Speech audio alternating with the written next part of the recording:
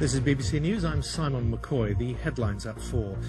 Winnie Mandela, the South African anti-apartheid campaigner and second wife of Nelson Mandela, has died at the age of 81. Mandela has died at the age of 81. Doctors warn the NHS is facing a year-round crisis, with claims the pressures of winter look set to continue over the summer. We're likely to see trolley waits and pressures on beds similar to the winters of 2015-16. The Director of Public Prosecutions, Alison Saunders, will stand down in October when her contract expires after a series of recent controversies. China hits back at US trade tariffs with new import taxes worth more than £2 billion. US pork, nuts and wine are among the products hit as Beijing responds to President Trump's duties on steel and aluminium.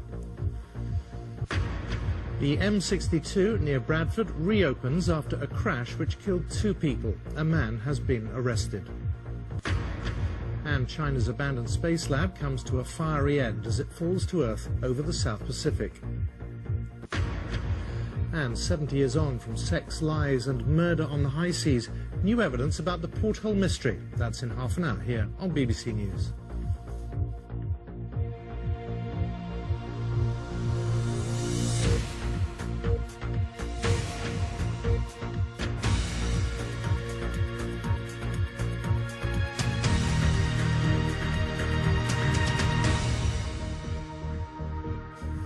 Good afternoon and welcome to BBC News. Winnie Mandela, the former wife of Nelson Mandela, has died. She was 81. She played a significant role in the anti-apartheid movement in South Africa during the years when her husband was in prison, but was often at the centre of controversy. She trained as a social worker and met her future husband in the 1950s. They were married for a total of 38 years, although for almost 3 decades of that time,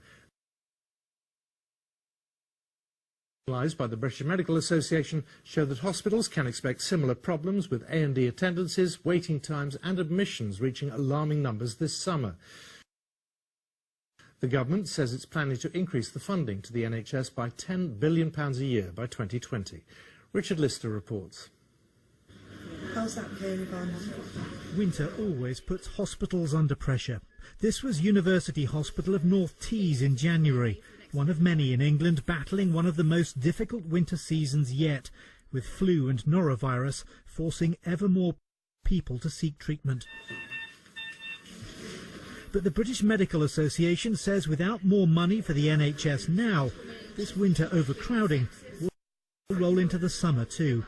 The numbers of patients attending accident and emergency, the numbers of patients waiting more than 4 hours to be admitted will be as great as the winter months, and we're likely to see trolley waits and pressures on beds similar to the winters of